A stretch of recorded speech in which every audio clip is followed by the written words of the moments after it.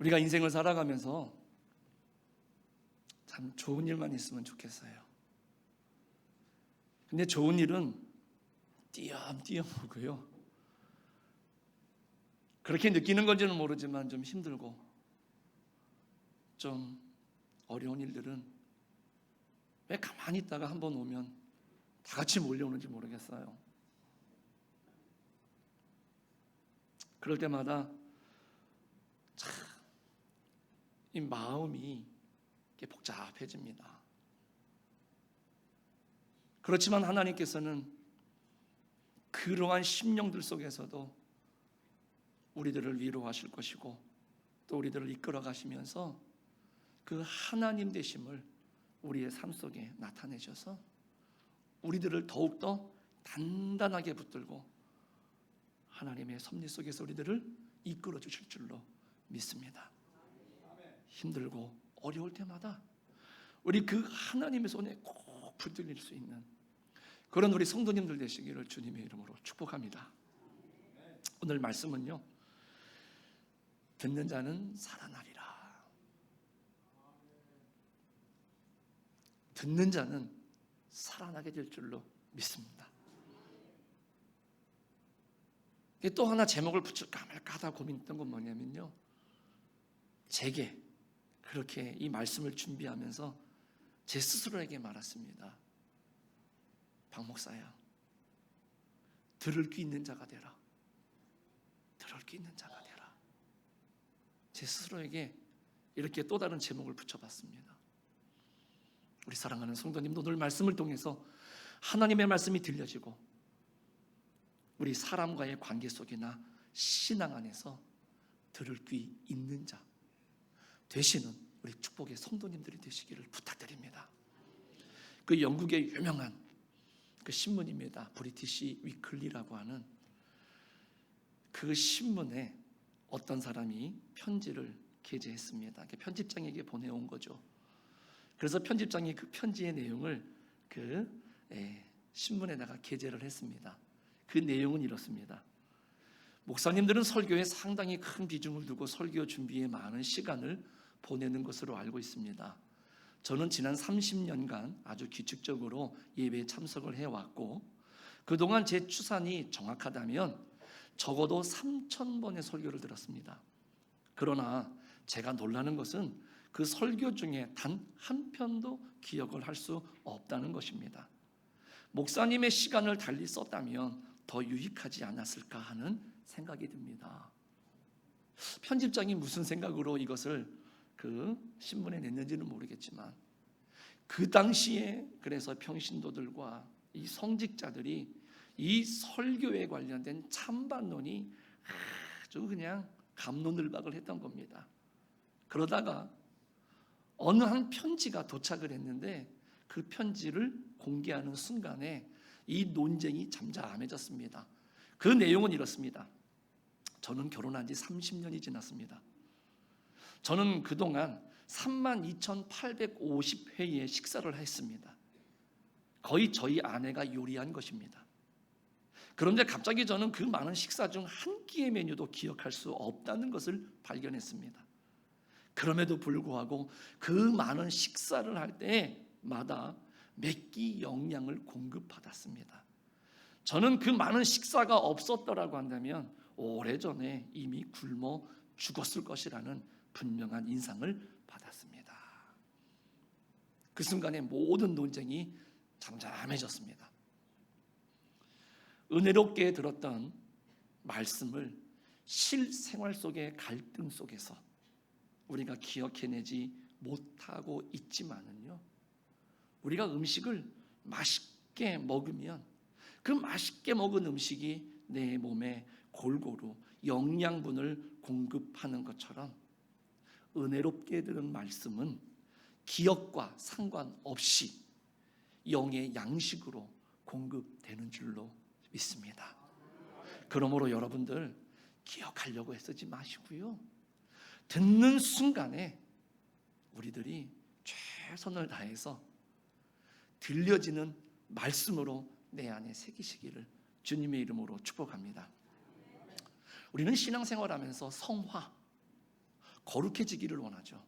이 성화라고 하는 것은 아주 특별한 단 한 끼의 별식으로 이루어지는 것이 아니라 오랜 기간 별식을 포함한 보통 식사로 되는 것을 우리는 잘 알아야 됩니다.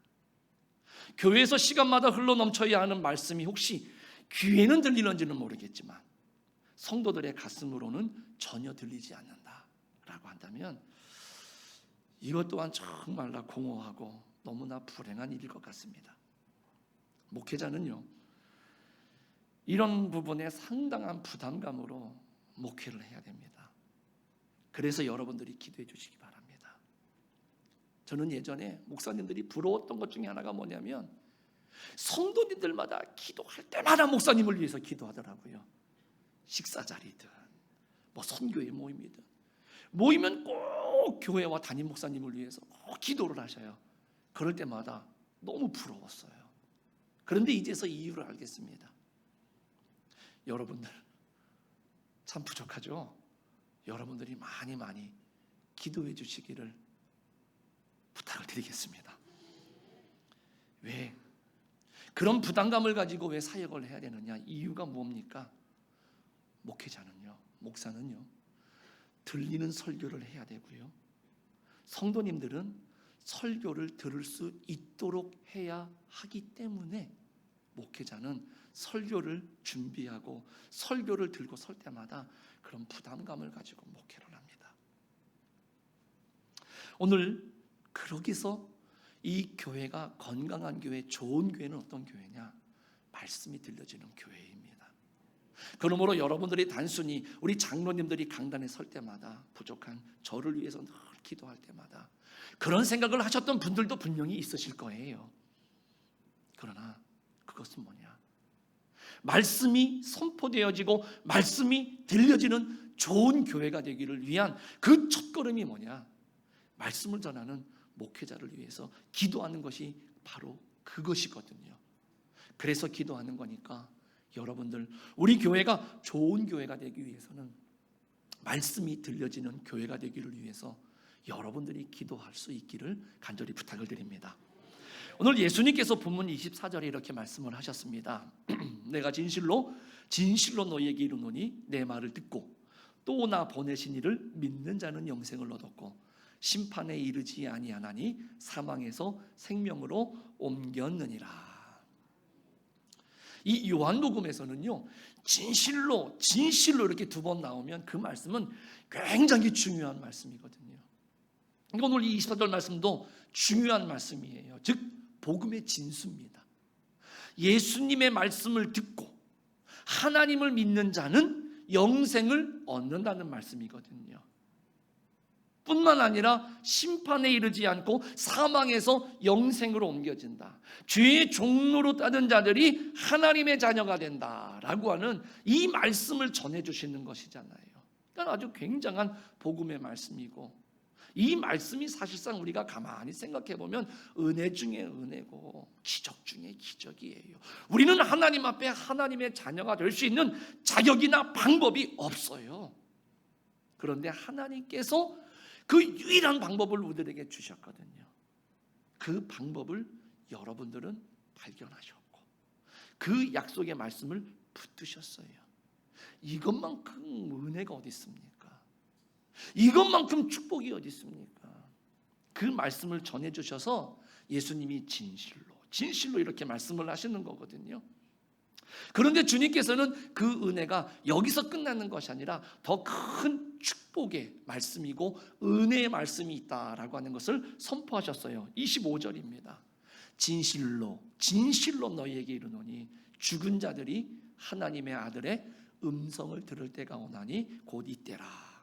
듣는 자는 살아나리라. 이제는 죽은 자들 가운데에서도 예수님의 음성을 들을 때가 오는데 그 음성을 듣는 자는 다시 살아날 것이다 라고 선언하시는 거죠.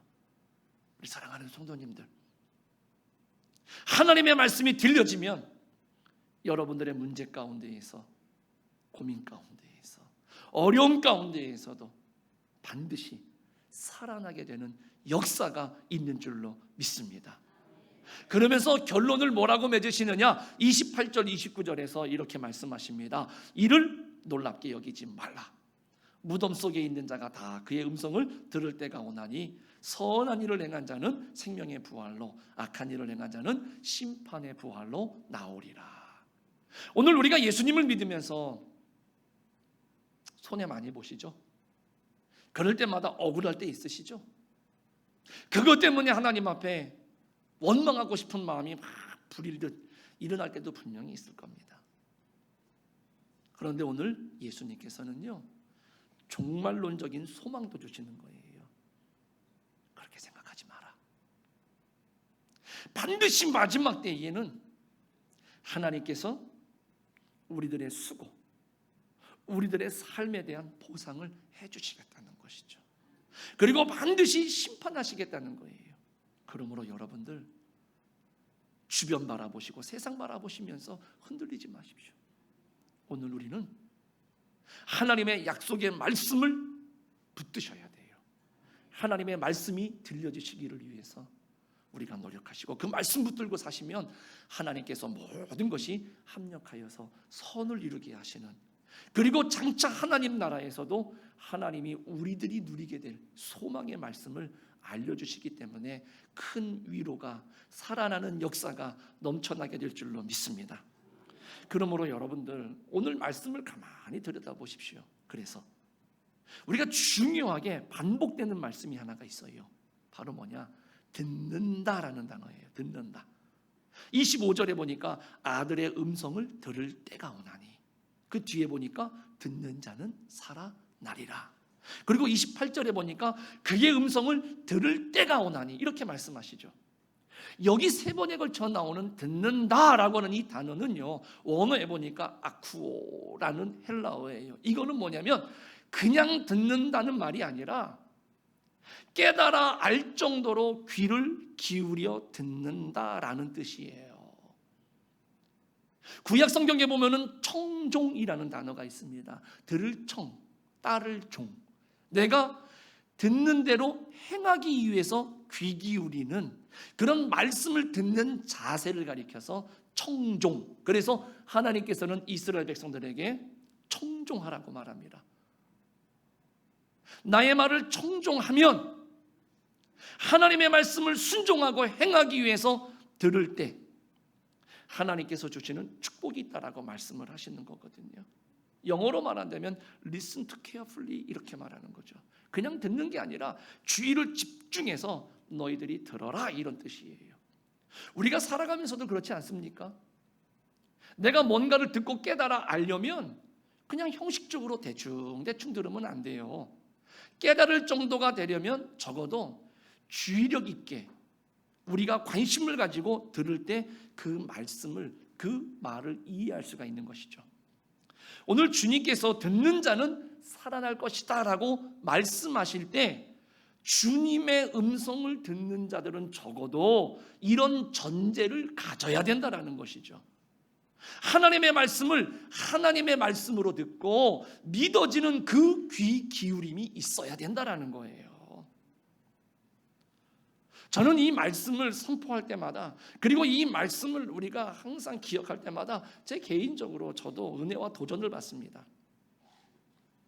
그리고 또 소원하는 것은 뭐냐면, 제가 부족할지라도 이 강단에서 하나님의 말씀이 선포될 때 하나님의 말씀으로 선포되어지기를 하나님 앞에 날마다 기도합니다.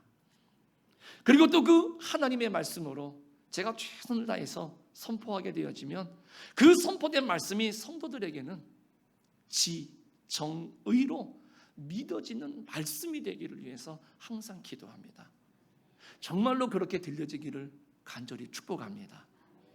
한마디로 말하면 분명하게 들려지는 설교가 되기를 위해서 날마다 기도합니다. 여러분들, 제가 설교하고요, 제 설교를 다시 듣는다라고 하는 것이 쉬운 일일 것 같습니까? 굉장히 어렵습니다. 저는 이렇게 설교를 하고 내려가면요, 한 주간에 제 설교를 몇 번씩 들을 때가 있습니다. 아, 이건 아니구나. 아, 이런 건 아니구나. 이렇구나. 들려질까? 들려졌을까? 이런 고민을 할 때가 많습니다. 그런데 하나님의 말씀이 나에게 들려지는 하나님의 말씀이 되기 위해서는요, 우리들이 다시 한번 우리가 그 말씀 앞에서 하나님의 말씀을 하나님의 말씀으로 듣고 성공한 자들과 그렇지 못한 자들을 우리가 좀 살펴볼 필요가 있을 것 같아서 오늘 이 시간 똑같은 말씀 앞에서 다른 반응을 통해서 어떻게 달라졌는지를 우리가 한번 생각해 보고 싶습니다. 먼저 하나님의 말씀을 듣지 않으려고 했던 그러한 사람들을 우리가 보고자 합니다. 사도행전 7장에 보면은요, 이 스데반이 공회에 잡혀옵니다. 그리고 그들 앞에서 이 설교를 하는 장면이 있습니다. 신학교에서도요, 굉장히 비중 있게 다루는 본문 중에 하나입니다. 제 전공이 신약이다 보니까 그러한 본문들을 가지고 이제 교수님들과 우리 같이 공부하는 전도사님들과 함께 많이 공부했던 기억이 나는데요, 예수님을 잡았던 것처럼 다른 제자들을 핍박했던 것처럼 이 성령과 은혜와 권능이 충만한 스데반을 잡아다가 이제 재판을 하려고 합니다. 그런데 이 스데반은 담대하게 거기서 그네들에게 변론을 하죠. 설교를 합니다. 그 내용이 뭐냐면 구약 성경에 기록된 하나님의 구원 계획을 그네들은 너무나 잘 알고 있기 때문에 선포를 하면서 그 구원의 계획을 통해서 하나님께서 예수님을 구원자로 보내주셨다라는 것을 선포하는 거예요. 그런데 그 예수 그리스도를 목이 곧고 마음에 또 귀에 할례받지 못한 너희가 그 예수님을 죽였다. 그래서 너희들은 살인자가 되었다 라고 하는 것을 신랄하게 지적을 했습니다. 사도행전 7장 51절에서 53절에 그 내용이 나오는데 잘 들어보십시오. 목이 곧고 마음과 귀에 할례를 받지 못한 사람들아, 너희도 너희 조상과 같이 항상 성령을 거스르는도다. 너희 조상들이 선지자들 중에 누구를 박해하지 아니하였느냐? 의인이 오시리라고 예고한 자들을 그들이 죽였고 이제 너희는 그 의인을 잡아준 자요 살인한 자가 되나니 너희는 천사가 전한 율법을 받고도 지키지 아니하였도다. 그러니까 너희 조상들은 하나님께서 보내신 선지자들을 핍박 안 한 적이 없다. 그런데 너희들은 이제 그 예수님을 메시아를 보냈는데 그분마저도 죽는 자리에 내주었다. 너희들은 살인했다. 그러면서 율법은 지키지도 않는구나 라고 지적을 하는 것이죠. 이 스데반의 말씀은 너무나 정확했고요, 너무나 신랄했습니다. 정말로 그네들은 성령을 거스르는 자들이었습니다. 이 당시에 예수님을 믿었던 제자들과 마가의 다락방에 있었던 120명의 성도들은요, 예수님 말씀하신처럼 성령이 강림하셔서 성령으로 충만해졌는데 이 유대인들은요, 그 성령에 대해서 모릅니다. 오히려 그네들을 비아냥거리고요, 세술에 취했다라고 말하면서 조롱합니다. 성령을 거스릅니다. 이전에 예수님을 너희 조상들이 너희 부모들이 죽인 것처럼 너희도 똑같이 지금 그 일을 반복하고 있다 라고 지적을 하는 것이고, 그러면서 더 나아가서 너희들이 그렇게 목숨처럼 여기는 율법을 지키느냐? 너희는 그런 율법도 지금 제대로 지키지 않고 있지 않느냐? 너무도 정확하고 날카로웠습니다. 정말로 유대인들과 종교 지도자들은 그 당시 그렇게 살고 있었어요.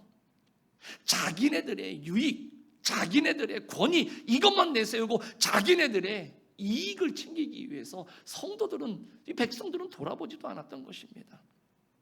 그런 영적인 타락 앞에 이 스데반이 아주 예리한 칼을 들고 말씀을 가지고 도려내기 시작을 한 것이죠. 그런데 그 설교의 결과가 무엇입니까? 사도행전 7장 54절입니다. 그들이 이 말을 듣고 마음에 찔려 그를 향하여 이를 갈거늘. 하나님의 말씀이 선포되어졌는데 그 설교자를 향해서 그 말씀을 들으면서 그 마음의 은혜와 찔림이 아니라 찔려서 이를 갈면서 분노가 나오는 거죠. 그런데 성경은 그런 상황에서 내가 그렇기 때문에 말씀을 듣지 않겠다 라고 하는 그 생생한 증언이 나옵니다. 사도행전 7장 57절에서 58절입니다. 그들이 큰 소리를 지르며 귀를 막고 일제히 그에게 달려들어 성 밖으로 내치고 돌로 칠세 증인들이 옷을 벗어 사울이라 하는 청년의 발 앞에 두니라. 귀를 막았습니다. 하나님의 말씀 앞에 서 있으면서 하나님의 말씀을 듣지 않겠다고 귀를 막아버린 겁니다. 왜 그랬겠습니까? 당시 유대인들이 하나님의 말씀을 하나님의 말씀으로 듣지 않으려고 했기 때문입니다. 그들은 나와는 전혀 상관이 없는 설교라고 생각하면서 치부해버린 것이죠. 오늘날에도 여러 목사님들이 가끔 우스갯소리처럼 말씀하시죠. 오늘 설교는 아무개 집사님이 오셨어야 되는데, 들어야 되는데, 아무개 권사님이 들어야 되는데, 그렇다는 거죠. 이 당시 사람들은 지금 스데반이 설교를 하는데, 말씀을 전하는데 나는 지금 잘 살고 있다라고 생각하는 거예요. 나하고는 상관이 없는데 왜 그 불편한 말을 자꾸 잘 살고 있는, 잘하고 있는 나에게 계속해서 지적을 하는 것이지? 그렇게 생각하니까 그 다음부터는요, 의도적으로 듣지 않는 겁니다. 그런데 적당한 선에서 멈춰주면 좋은데 계속해서 깊이 파고 들어오니까는요, 나중에는 불편하다 못해서 상종하고 싶지 않거든요. 그러니까 어떻게 됩니까? 죽이는 거예요. 오늘날도 저는 마찬가지라고 생각을 합니다. 들려지지 않는 설교? 들려지지 않는 설교의 삶을 사는 신자들은요, 대다수는 뭐냐? 본인이 일부러 설교를 듣지 않으려고 할 것입니다. 귀를 막고 사는 것이죠. 그랬기 때문에 다른 누군가는 은혜를 받는데, 다른 누군가는 그 말씀에 도전을 받는데, 나는 아무런 교회를 30년 다녀도, 평생을 다녀도 변화가 없다? 그거는 냉정하게 말할 때 들려지지 않는 것이 아니라 내가 듣지 않으려고 필터링을 한 건 아닙니까? 들을 만한 건 들리고 할렐루야 역시 은혜로워. 그런데 그렇지 않고 부담이 되면 이건 아무개 집사님, 권사님이 들으시면 참 좋겠다, 나하고는 상관이 없는 그런 말씀으로 듣는 것은 아닐까요? 그래서 로마서 10장 17절이 우리들에게 분명하게 말씀해 주시죠. 그러므로 믿음은 들음에서 나며 들음은 그리스도의 말씀으로 말미암았느니라. 그러므로 말씀을 듣지 않는데, 들려지지 않는데 무슨 변화가 일어나겠습니까? 무슨 신앙의 성장이 있겠습니까? 그런데 그렇게 말씀을 듣지 않으려고 하는 자들의 결과가 더 무섭습니다. 진리의 말씀을 선포하려는 자에게 이를 갑니다. 결국 돌을 던져서 죽이는 최악의 범죄자가 됐다라는 것이죠. 오늘 우리 성도님들은 그렇지 않아서 얼마나 감사한지 모릅니다. 그러나 여러분들, 적어도 우리 자신이 하나님 앞에 서는 순간까지는요, 우리가 이런 사람들의 반열에 들지 않기를 위해서 우리가 항상 조심하고 깨어 있어서 하나님 앞에 우리의 심령을 더 낮출 수 있는 귀하고 복된 심령이 되시기를 간절히 축복합니다.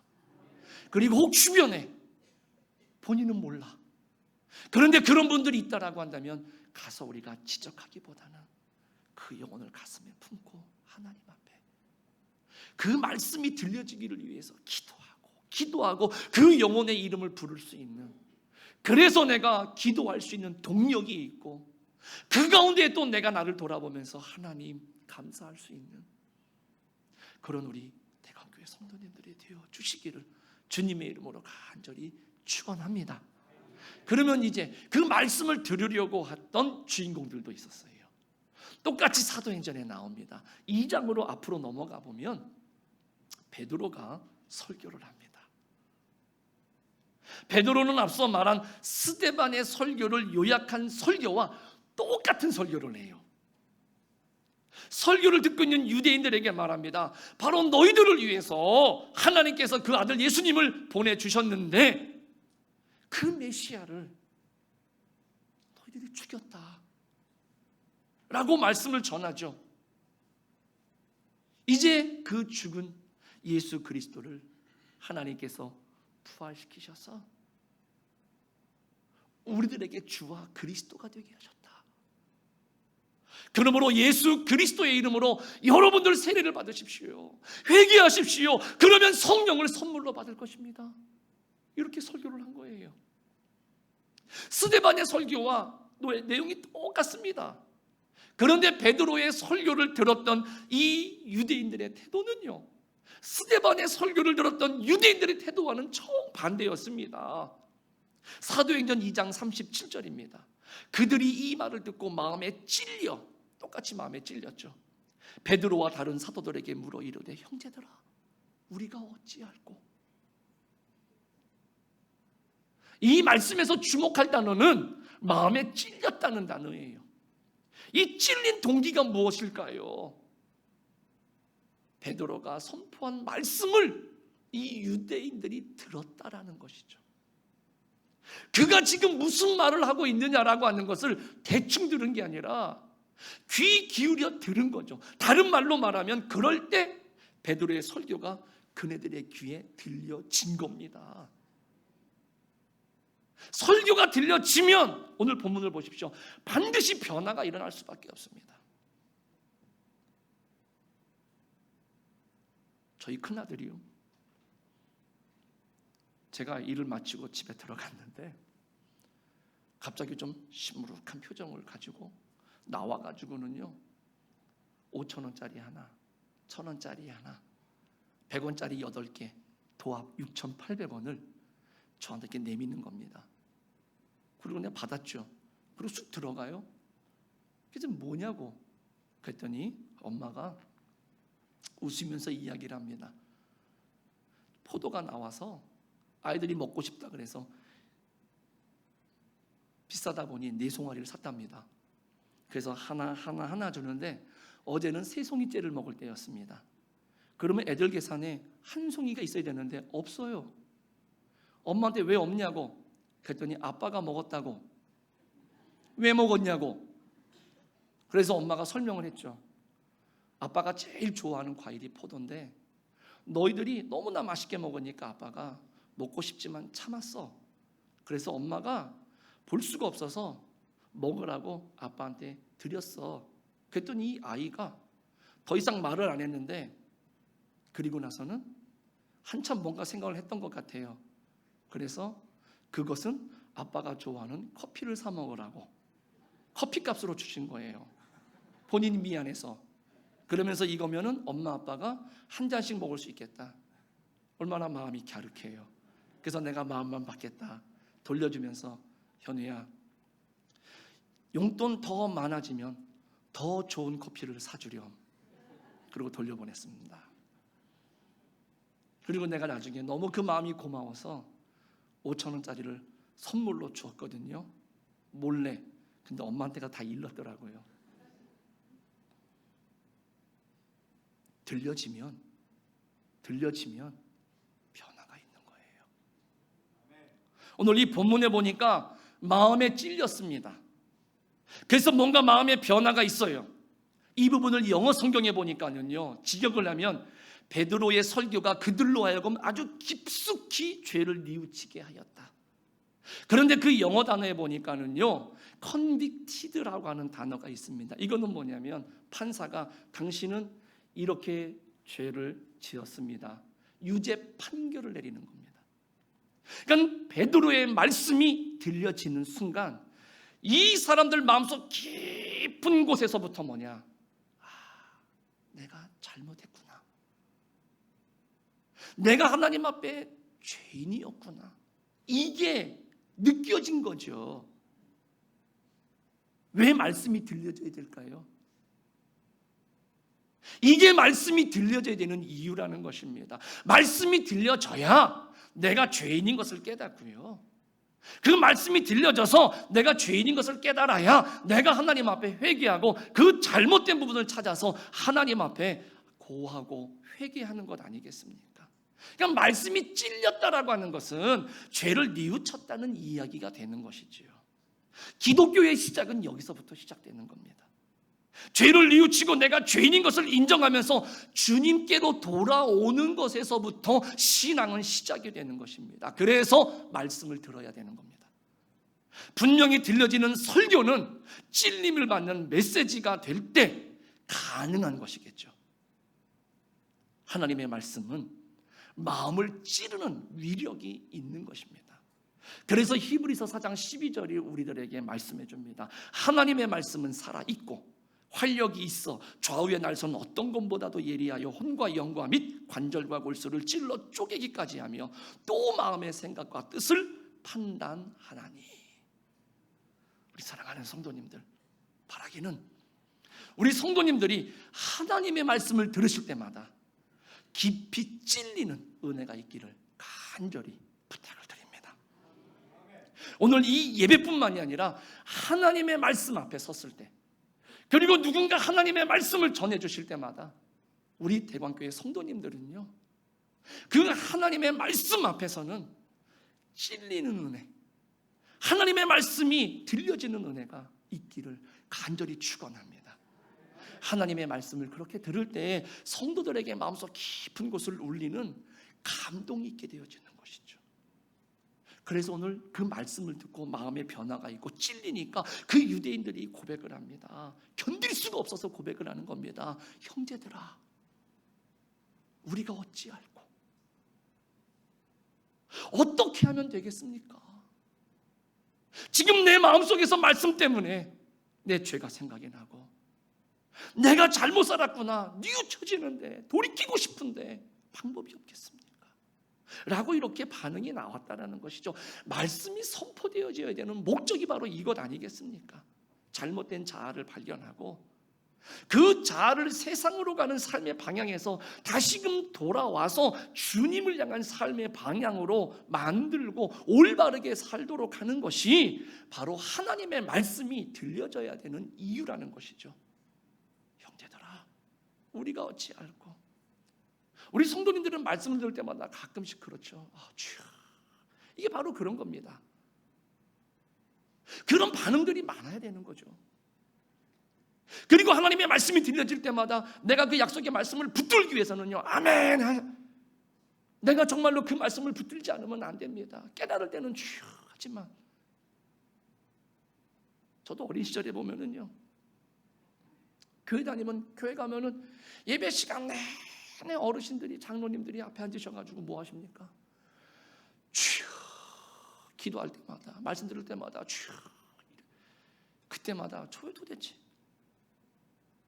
그 말씀의 의미가 바로 이런 것 아니겠습니까?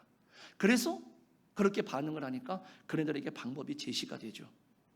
사도행전 2장 38절입니다. 베드로가 이르되 너희가 회개하여 각각 예수 그리스도의 이름으로 세례를 받고 그 죄사함을 받으라. 그리하면 성령의 선물을 받으리라. 마음에 찔려서 어찌할꼬 하는 유대인들을 향해서 이렇게 방법을 제시하면서 또 말씀을 선포하죠. 지금 계속해서 말씀이 선포되어지고 있습니다. 그러므로 말씀의 선포는 지속적인 것이죠. 왜 맨날 예배드려요? 모일 때마다 뭐 예배드려요? 아니요. 지속적으로 말씀은 선포되어져야 되는 것이죠. 그리고 그 말씀을 받아야 돼요. 그 말씀이 들려져야 되는 줄로 믿습니다. 그래야 신앙의 기본적인 본질로 돌아갈 수 있는 거예요. 여러분들, 올림픽이 끝났죠. 그리고 지금 이제 패럴릭 올림픽이 시작되고 있는데 그 운동선수들이 운동하는 모습을 보십시오. 가장 기본적인 것을 반복적으로, 내가 원래 야구선수든 축구선수든 유도선수든 태권도 선수든 그 주 종목을 하기 위해서 그 전에 공통적으로 하는 준비 운동들은 다 비슷한데 그 운동을 굉장히 많이 해요. 왜? 그래야 자세가 흐트러지지 않고요, 다치지 않는다는 것이죠. 우리가 하나님의 말씀을 지속적으로 반복적으로 듣는 이유는 똑같습니다. 기본적인 본질로 그래야 돌아갈 수 있고요, 그래야 병든 심령들이, 우리 삶의 문제들이 올바르게 치유받고 회복될 수 있기 때문에 그런 것이죠. 병원에 한 번 간다 그래가지고 금방 고침을 받습니까? 말씀을 정리해 보겠습니다. 꽤 오래전인데 정확히 기억은 나지 않습니다만은 어느 날 그 목사님께서 그 목회와 신학이라고 하는 그 책을 보셨다 그러면서 이 얘기를 하시더라고요. 그런데 그 내용이 뭐냐면 그 당시에 교회를 이동하거나 교회를 떠나는 사람들을 대상으로 해서 한 500명 정도를 대상으로 해서 설문조사를 했다라는 것이죠. 질문이 이겁니다. 당신은 왜 교회를 떠날 수밖에 없었습니까? 라는 질문이었답니다. 그런데 그 중에 80%, 한 397명 정도 되는 사람들이 대답이 이거였답니다. 설교가 들리지 않았기 때문입니다. 근데 그때 목사님과 그 이야기를 하면서 참 많은 이야기들을 했습니다. 그런데 제 마음속에 그때 들었던 생각은 하나는 부정적인 거고 하나는 긍정적이었습니다. 그리고 함께 나누면서 평생 우리가 기도해야 되는 기도의 제목이지요 목사님 라고 한번 이야기를 했던 적이 있는데 그 중에 하나는 뭐냐면 10교회 중에 8교회는 들리지 않는 말씀이 선포되어지고 있는 거구나. 이게 얼마나 안타까운 일입니까? 그런데 또 소망이 있는 것은 뭐냐면 그래도 말씀을 듣겠다고 몸부림치는 성도들이 있다라는 거예요.